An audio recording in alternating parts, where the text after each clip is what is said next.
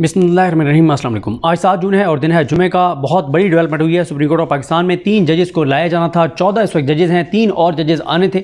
और एक तो जस्टिस काजी फाइज ईसा साहब ने अपना ही, जब उमर ता बंदियाल साहब चीफ जस्टिस पाकिस्तान थे तो उस वक्त काजी फाइज साहब जो खतूत लिखा करते थे और एक बाद एक ख़त लिखा करते थे, कभी इमरान खान के ख़िलाफ़, कभी उनकी एहलिया के हवाले से, कभी किसी के ख़िलाफ़, कभी किसी के ख़िलाफ़, और पूरा उस टेन्योर में काजी फाइज ईसा साहब ने बंदियाल साहब को सांस नहीं लेने दिया। बंदियाल साहब हों या उससे पहले गुलजार साहब हों, इतने ख़त लिखे काजी फाइज ईसा साहब ने कि हर मामले के ऊपर ख़त होता था, तनकीद होती थी और मुतालबात होते थे, आइन की बात होती थी, कानून की बात होती थी, कायदा ज़ाब्ता, और जब कोर्ट में बैठते थे तो कुरानी आयात अहादीस ये चलता रहा।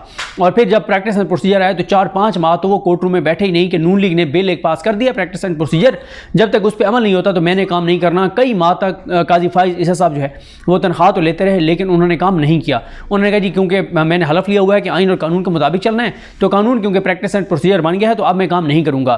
फिर इसी तरह सीनियरिटी की बुनियाद पर कहते थे कि सीनियरिटी पे लेके आए, तो सीनियरिटी की बुनियाद पे तो फिर बनते थे आमिर फारूक साहब, उनको आप ले आते, आमिर फारूक साहब को सुप्रीम कोर्ट ऑफ पाकिस्तान ले आते, लेकिन आमिर फारूक साहब को नहीं लाया गया।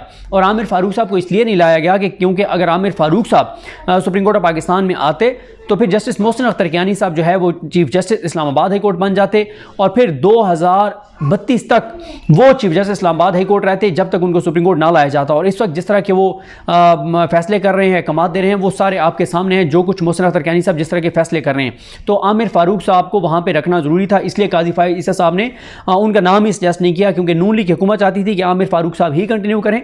और मैं आमिर फारूक साहब के हवाले से ज़रा लिखूंगा, तारीखें सारा आपको बताऊंगा कि जैसे अब इमरान रियाज खान साहब के को हज पे जो उन्होंने जाना है, उस मामले में आमिर फारूक साहब ने किस तरह का अपना किरदार अदा किया, किस तरह से आमिर फारूक साहब ने पहले उनका नाम निकाला, फिर जब डाला गया, बजाय इसके कि आमिर फारूक साहब कंटेम्प्ट प्रोसीडिंग करते, बजाय हुकूमत की बदनीयती और इन चीज़ों पे कार्रवाई करते, बल्कि दोबारा आमिर फारूक साहब ने इमरान रियाज खान साहब को हवाले कर दिया वजारत दाखिला के, जिनके खिलाफ वो गए थे मोहसिन नकवी की वजारत के खिलाफ। तो फिर कहा कि नहीं, मोहसिन नकवी की वजारत फैसला करेगी कि आपको किस शर्त पे पाकिस्तान से बाहर जाने देना, आपको हज पे जाने देना। ये हालात हैं इस्लामाबाद हाई कोर्ट के, इसलिए नून लीग चाहती है कि आमिर फारूक साहब रहे, और वही हुआ, काजी साहब ने उनका नाम ही सजेस्ट नहीं किया। फिर नून लीग ये चाहती थी कि किसी तरह से जो मलिक शहजाद साहब हैं chief justice Lahore high court, इनको सुप्रीम कोर्ट ऑफ पाकिस्तान में लाया जाए। इस हवाले से अब बड़ी डेवलपमेंट हो गई है। जस्टिस मलिक शहजाद साहब को लाहौर हाई कोर्ट से सुप्रीम कोर्ट लाने के लिए 5-4 से फैसला हो गया है। एक वोट से काजी फाइज ईसा साहब जो है उनका जो नामजद करदा नाम है वो हो गया है, मलिक शहजाद साहब हो गए हैं। और साथ ही जो, अच्छा इसमें मैं आपको बता देता हूँ, हसनात मलिक साहब ने लिखा हुआ है कि किस किस ने वोट इस हक में दिए मलिक शहजाद साहब को लाने के वाले से, क्योंकि मलिक शहजाद साहब जो chief justice Lahore high court हैं, उन्होंने क्या क्या किया, सबसे 3 काम उन्होंने किए जिस वजह से नून लीग कहती थी कि इनको एज सुन एज पॉसिबल लेके जाएं।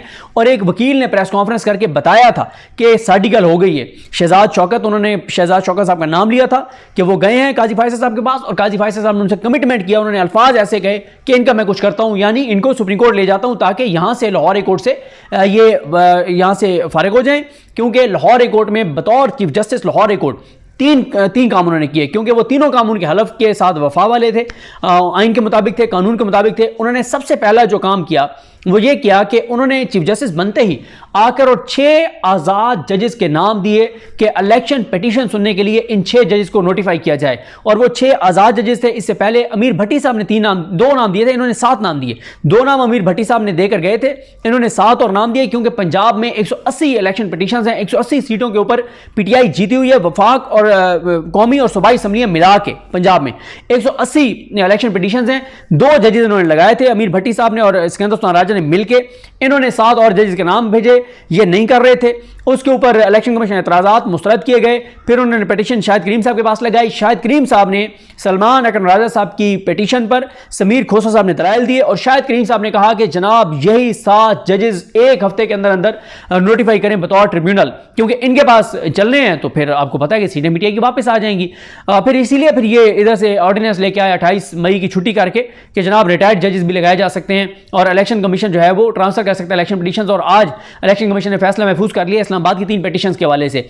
दूसरा इन्होंने क्या किया, मलिक शहजाद साहब ने, इन्होंने जहां जहां पे 9 मई के केसेस चल रहे हैं वहां पे इन्होंने जजेस लगाए, 5 और 5-6 जजेस लगाए, और उनकी बड़ा नाम है, उनकी क्रेडिबिलिटी है उन जजेस की जो उन्होंने जजेस लगाए।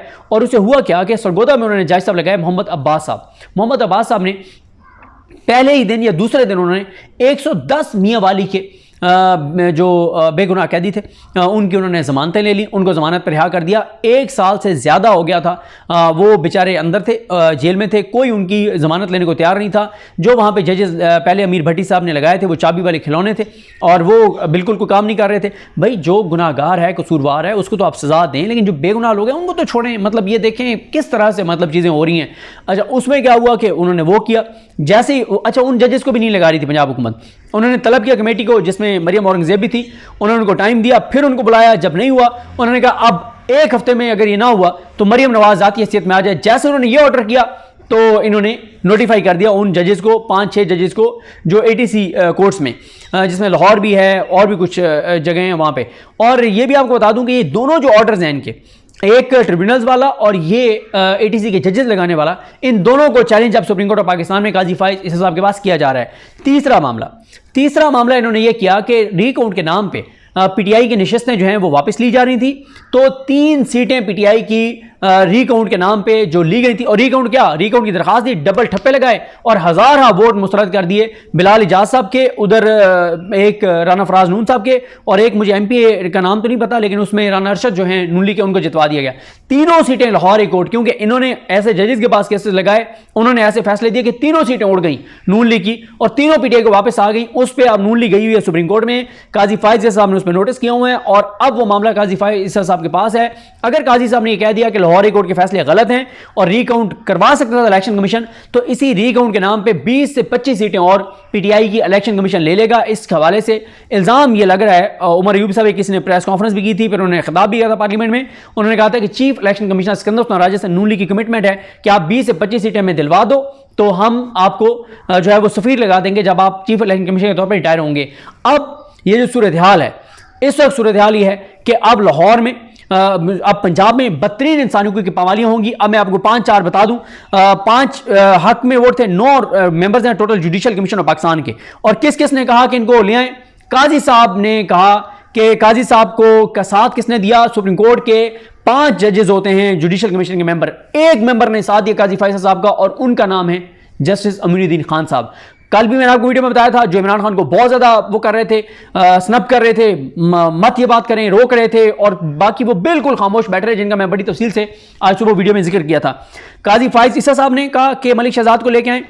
उनके बाद काजी फैसल साहब के बाद लॉ मिनिस्टर आजमगीर Tarar, attorney general Pakistan Mansoor Usman Aman, Pakistan bar council, आपको पता है पाकिस्तान बार काउंसिल तो नून लीग बार काउंसिल है, पाकिस्तान बार काउंसिल, और जस्टिस अमीनुद्दीन खान साहब। इन 5 ने कहा कि जस्टिस मलिक शहजाद को लाया जाए, और जिन 4 ने कहा कि इनको ना लाया जाए, और किस बुनियाद उन्होंने कहा, 4 जजेस justice Mansoor Ali Shah, justice Munib Akhtar, justice Yahya Afridi और जस्टिस रिटायर्ड मंजूर अहमद मलिक, इन 4 ने कहा कि इनको सुप्रीम कोर्ट ना लाया जाए। क्यों? इन्होंने कहा कि एक मजबूत जो है वो वहाँ पे इंतज़ामी जो हेड हो, यानी चीफ जस्टिस जो होता है वो इंतज़ामी तौर पे भी चीज़ों को देखता है, लाहौर हाई कोर्ट हो, पंजाब की जुडिशरी, लोअर जुडिशरी हो, सारी चीज़ों को उन्होंने कहा कि मजबूत आदमी वहाँ पे होना चाहिए। इन 4 ने मुखालफत की, तो इस तरह से 5-4 से नून लीग के लिए ये बड़ी खबर आ गई है।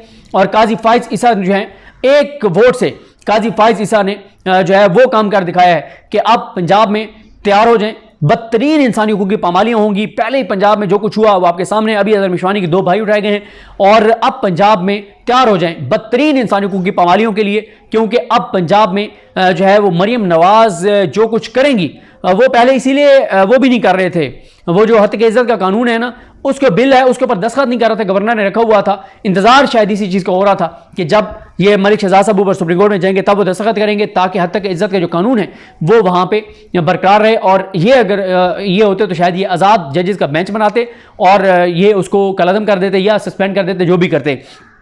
तो इसके अलावा जनाब जो बाकी जो ये है चीफ जस्टिस इसके अपना अकील अब्बासी साहब का हो गया है, और शायद बिलाल साहब जो हैं उनको आप काजी साहब जो है वो, शायद बिलाल साहब का मैं आपको नंबर बताऊं कि वो काजी फाइसा साहब जिन्होंने बंदियाल साहब और इन सारों के वो लफ्ज़ नाक में दम करना तो ज़रा ठीक नहीं है, मतलब जो भी कह लें बड़ा उनको वो कहते थे कि सीनियरिटी की बुनियाद पर लाएँ, लेकिन अब उन्हीं ने काजी फाइसा साहब ने मलिक शहजाद साहब, उनके बाद थे शुजात अली खान साहब, अली बाकर नजफी साहब, फिर आलिया नीलम साहिबा 5वें नंबर से शायद बिलाल साहब को लेके 5वें नंबर का जज लेकर आए हैं, आप अंदाज़ा लगाएं।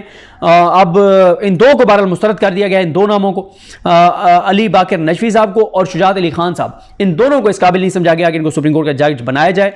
अब आप देखेंगे जब शुजात साहब बनेंगे चीफ जस्टिस लाहौरी कोर्ट तो पता चलेगा आगे क्या होगा। तैयार हो जाए पंजाब वाले। अल्लाह ताला रहम करे, अल्लाह ताला करम करे। मुझे अपनी दुआ में याद रखें। अल्लाह करीम आप सबका हामी नासर हो। अल्लाह हाफिज़।